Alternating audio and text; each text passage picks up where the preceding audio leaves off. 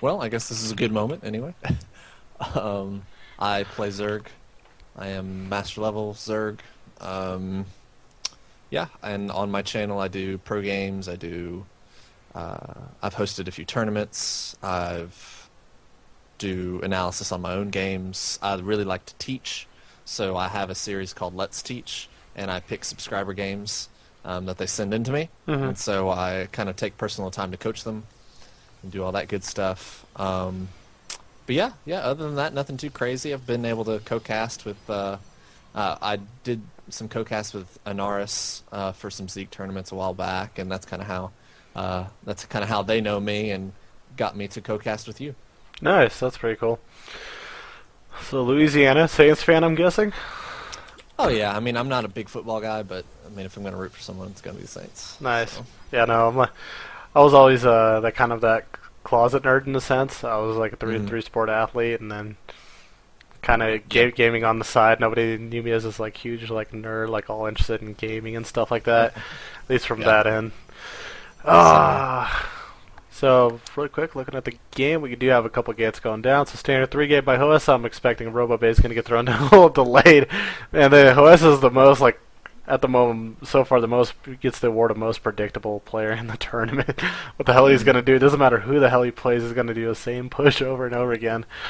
Ah, it's crazy. And so this tournament is gold and lower. Is that what the? Yeah. For the tournament itself, bronze, silver, and golds can get in. There's a tournament, it's called the E Shiny Daily. You pretty much have to place first or second in it, or be kind of a regular player that I guess participates in it, or at least plays in this one to get invited back into the next one.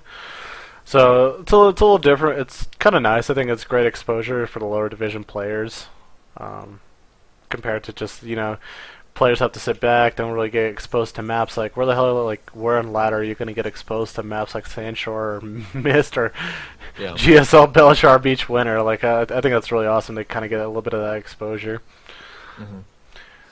Well, and I know something that I really like about it is it kind of gives a little bit of extra drive to those lower league players where they watch all these pro gamers play these huge tournaments, and there's tournaments available for the lower people that I mean they don't even know how to do a build like solid. They don't even know to continually make probes the whole entire time, and yet they get a shot. They get a chance to strut their stuff and see who's the best at their level. And that's one of my favorite parts about the whole Zeke idea, and a bunch of other tournaments out there are doing the same thing. Yeah, no, I definitely agree with that. Oh, and also probably another thing. I don't know. I think the whole just tournament setting is just different than just playing on ladder, playing like some Absolutely. custom games like with friends, stuff like that. It's literally a whole different world between nerves. Like I don't know, some people just like literally buy into it. Like nerves really do affect players in just like a normal tournament, and so you might see some like silly mistakes, or I don't know, you might see something funky, or they might think they needed like cheese or. Yep. Just cause I don't know, it's pretty cool. I do definitely like having this kind of lower division tournament. It's always fun. My thing always, my case is I've broadcasted many tournaments with GMs and masters and crap like that. I'm like, Yep. it's fun and all seeing their builds, and I mean, I take half of them too myself. Like, it's fun watching all their builds and everything they do and how well they execute everything. But once in a while, it's really fun to watch some of these lower division players execute. Just kind of some fun creative strats, kind of have a little bit off timings and weird compositions. I think it's pretty neat. Yep, and it does look like both armies are going to be trying to go to the middle and engage, and that's really the key thing about low-level play is they're not preparing for the future. They have no intentions of expanding. That's why they can stop their drone count at around that kind of perfect mark. I mean, you can see that. I guess Naccer, is that how you say it? Naccer? I've been calling him Nasser. Yeah. Naccer? Okay, Naccer has a few more probes, and so he's a little oversaturated in his main, but he'll have a little bit of a hand up, but still, he's chrono boosting another Immortal out. I think that these guys are trying to make something happen, but with that ramp there and a few centuries, I have a feeling that they're just going to fall back and expand. Yeah, no, he's going to be fine, but I wonder if Hoesa learned, this is actually a rematch from the winner's bracket final. I wonder if Hoesa actually learned something and if he's going to let the army kind of come up a little bit and try to trap some of those stalkers out in the front. And he actually did, threw down some great force fields. Now the army kind of dwindled a little bit for Naccer. Has to be really careful. Only 2 immortals and kind of a little bit of a lower stalker count, so well played by Hoesa. Waited patiently for Naccer to kind of walk up there a little bit and trap a few extra stalkers. So definitely great play. Kind of learning on the go. Right, right. Well, and that's kind of one of those things that you can tell at the lower level of play, and that's really what separates you once you get into the higher levels is preparing for things in the future. Kind of what I talked about. Making a Nexus before he moved out, his Nexus would be done, and he'd be running off two bases. He'd be able to saturate that up, and he'd get so far ahead of because of that. But both of them, they're saying, "Hey, I know an attack is coming. I might do it. He might do it. But something's going to happen, and I want to make sure I have the freaking best army possible, regardless if I can force field the ramp." He needs to, Hoesa, Hoesa, Hoesa. I've been How do you calling him say that? Hoesa. Hoesa, realizing, hey, I have the ramp advantage, I have the defender's advantage, I can go ahead and skimp on a few extra minerals and go and build my Nexus, and then just defend my ramp. There's nothing that he's going to be able to do. There's no Colossus out to break the ramp or anything.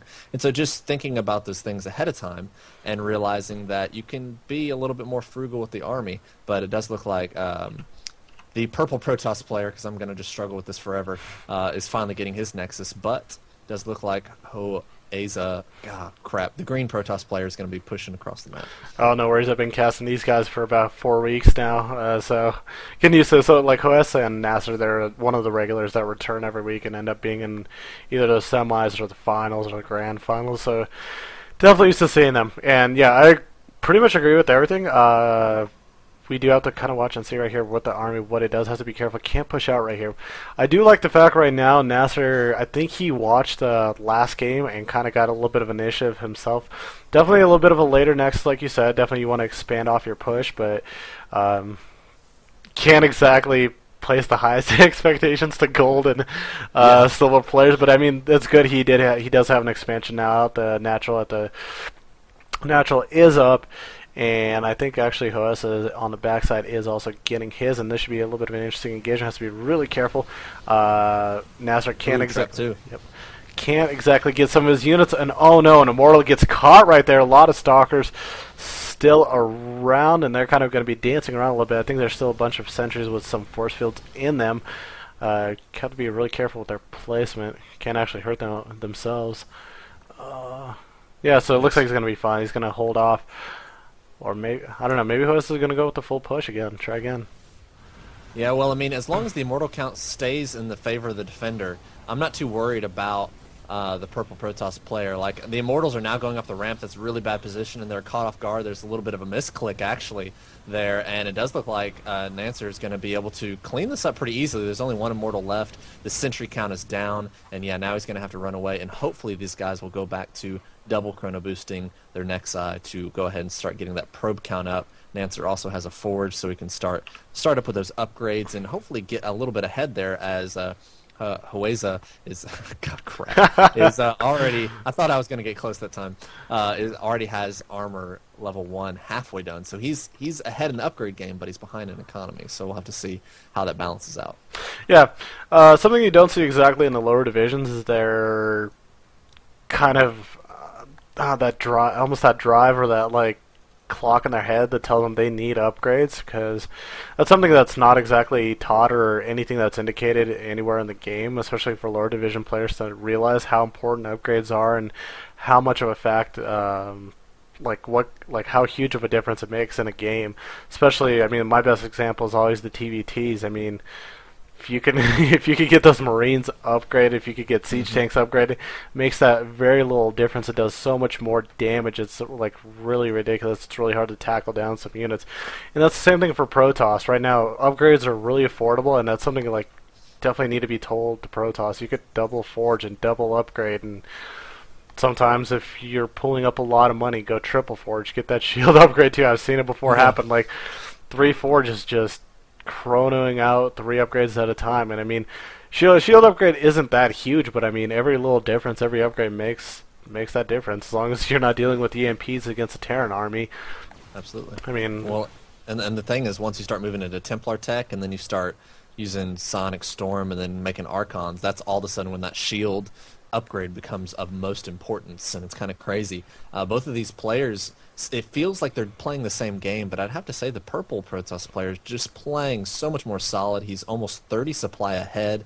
He's always had the higher immortal count. He's been ahead in the economy the entire time. They're both making probes out of both bases, but you can see that in the Harvester tab that purple guy, I mean, he is almost 10 ahead. He is just trucking it, doing what he needs to do, and he's finally started his upgrade, that armor +1 as well, and he already has weapons +1 as well. So I have a feeling that just the purple player just has slightly better mechanics, and he's adding on that robotic space, so the Colossus count's just going to be that much higher because he has that faster economy. Yeah, no, he's playing really, really efficient right now. I do like the fact that he's getting a little bit ahead. Looking at things right now, robotics bay is just about to be done for Naccer. It looks like, yes, it is. So we're going to see that kind of building. It's going to go into that 2-3 base death ball both players will probably create eventually. I did see a War Prism on the field. There it is. So it looks like Hoesa is going to go with his standard Zealot drop at the moment. But oh my god, right over Naccer's pylon right there. So Naccer should be well or fairly prepared if he did spot it. I think he had enough time to get a good glance at it. At the moment, I think 2 upgrades is just about done for Hoesa, but shield number 1 is just about done on the other side for Naccer. This is actually a pretty vicious push right here. There is quite a bit of... There's only a couple of mortals here, like 1 sentry, I think, for Hoesa. So overall, I think the unit composition really does favor Naccer. He just has to get in a good position, that or try to expand again, and he's going to find out really quick that there's a pylon sitting over here. Yeah, well, and Naccer, one of the things is he probably doesn't realize he's ahead. It's kind of one of those things that it takes a while before you kind of have that game sense. But you know, they're both tucked away in their base. It'd be awesome if Naccer just kind of starved out Hoesa, like just stayed right out at the bottom of the ramp, prevented him from getting a third while he took a third. And yeah, sure, you can't push up the ramp until you get that Colossi out, but until then, starve him out, keep on your upgrades, get the economy, add a little bit to your army. But one thing from Hoesa that I'm really excited about is that this Twilight Council, I'm assuming it's eventually going to be DTs, but I would really, really, really, really like to see Blink. I think that would be awesome. Yeah, no, both players eventually do go to that point, but most likely I doubt they'll go Blink. Both of these players have favored the charge upgrade for Zealots, so don't, because both players have run into each other, and definitely favor the charge upgrade from what I've seen, at least in the scouting report for them. Yeah, no, looking at things, God, man, I'm just loving Naccer's army. Yeah, no, I agree with that, with the whole starvation, and it's kind of sad, it's kind of funny, players realize, once again to the upper divisions, the fulfilling feeling of actually starving your opponent out and making them bleed out. It's actually a beautiful feeling. Myself personally, I'm a very cheesy Terran player. I kind of still utilize a lot of the times that Gecko 3 racks bottom ramp build. Love that to death, and love.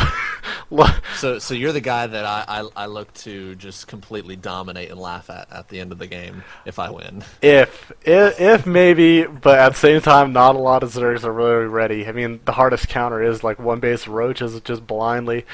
But I mean, by the time it gets there, usually it beats everything else. But yeah, lately I've been practicing a little bit on a different account, Macro, and it's just it's a lot funner just starving out opponents too at the same time. Oh yeah.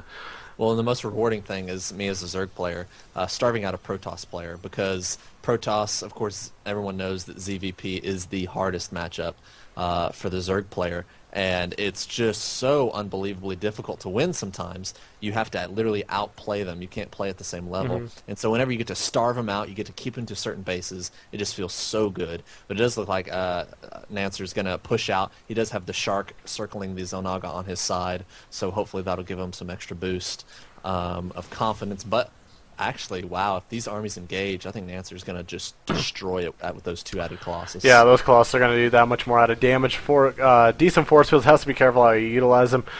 Sentry's kind of trapped on the back at the moment for Hoesa's army. Has to be really careful how you utilize them. Force fields are going down all over the map. We got Colossus just walking right over them. Who the hell cares? And here we go. Here's the main engagement right now. Trying to get a little bit more surface area right now is Naccer, and doing a good job right now. He's still got sentries out in the front, Stalkers, Immortals soaking up a lot of damage, and Hoesa's army is getting absolutely just demolished and cleared out. 2 Colossus in the back, 3 Immortals still left in the army, and so many sentries. It was just full of energy. And this is going to be GG. Game number 1 going to Naccer. Solid play. Yeah, and at the beginning of that game, or the beginning of that battle, he was 40 supply ahead, so it was pretty obvious the fact that he was gonna just completely dominate that army. We saw superior macro. We saw he had more mortals, he had more probes. His upgrades were slightly late, but because he was so far ahead in every other factor, it didn't matter. It basically, those small beginning stage things equaled out to a 40 supply overhead in the end, and the last battle wasn't even close.